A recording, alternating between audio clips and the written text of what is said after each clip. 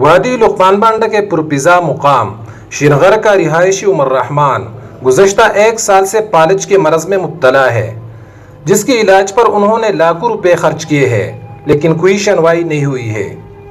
عمر رحمان 7 بیٹوں اور 3 بیٹیوں کا باپ ہے۔ اس کا ایک بیٹا صرف کام کاج کا لائق ہے، جو کہ محنت مزدوری کر کے خاندان کے معاش کے اخراجات بھی پورا نہیں کر سکتے۔ میں بہت وقت سے بیمار ہے، ہم بیمار ہے، پیسہ میرا ساتھ نہیں ہے، میں اپنا علاج کرے گا۔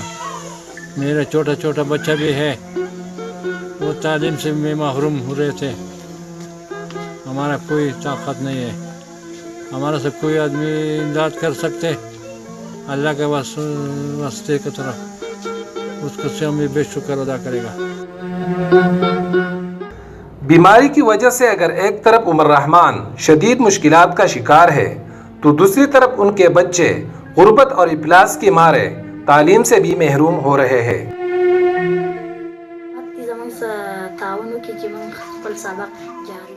عمر رحمان کی حکومت اور اہل خیر حضرات سے اپیل ہے کہ وہ ان کے ساتھ تعاون کرے، تاکہ وہ اپنے علاج معالجے کے ساتھ ساتھ اپنے بچوں کی تعلیم کو بھی جاری رکھ سکے۔